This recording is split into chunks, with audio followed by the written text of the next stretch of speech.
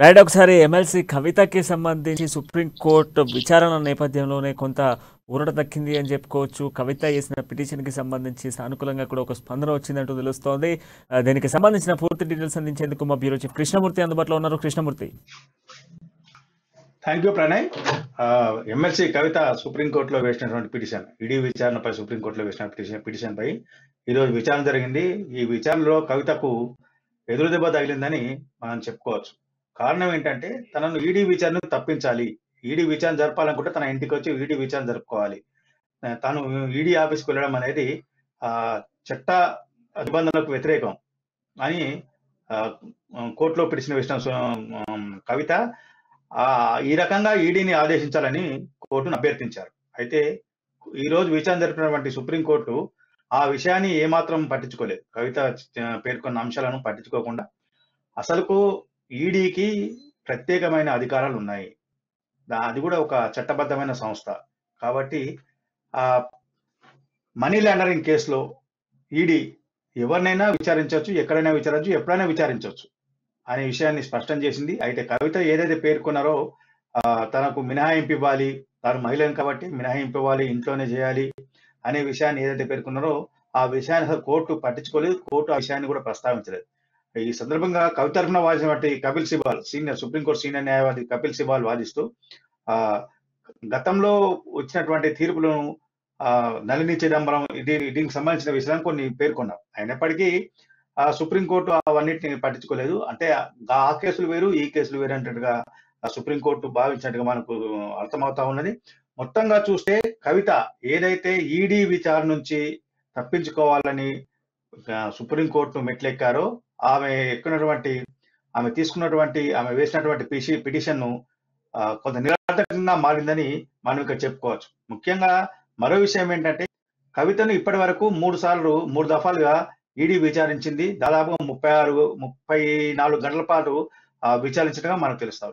అయితే దీంట్లో 3 దఫాలుగా ఈ విచారించిన గతంలో సిబిఐ కూడా హైదరాబాద్ లోని కవిత నివాసంలో విచారించింది. ఈ అంశాల ఆధారంగా మరోసారి కవితను విచారించే అవకాశం ఉన్నాయి. అయితే సుప్రీంకోర్టు తాజాగా ఏదైతే కేసులో కవితకు ఊరటిచ్చే విధంగా ఏ నిర్ణయం తీసుకోకపోవడంతో ఈడీ మరోసారి కవితకు నోటీసులు ఇచ్చి మళ్ళీ విచారణకు రావాలని కోరే అవకాశం ఉంది. అది రేపు ఎల్లుండో కవితకు మరోసారి ఈడీ నుంచి నోటీసు రావచ్చు. ఎప్పుడు రమ్మంటారు, ఏమన్నా తీసుకురమ్మంటారా అంటే కేసుకు సంబంధించిన ఆధారాలను గతంలో మొదటి రోజు జరిపినప్పుడు మొదటి దఫా విచారణలో ఆమె మామూలుగా ప్రశ్నకు వదిలారు. సెకండ్ దఫా విచారణలో ఫోన్లు తీసుకురావాలని చెప్పారు.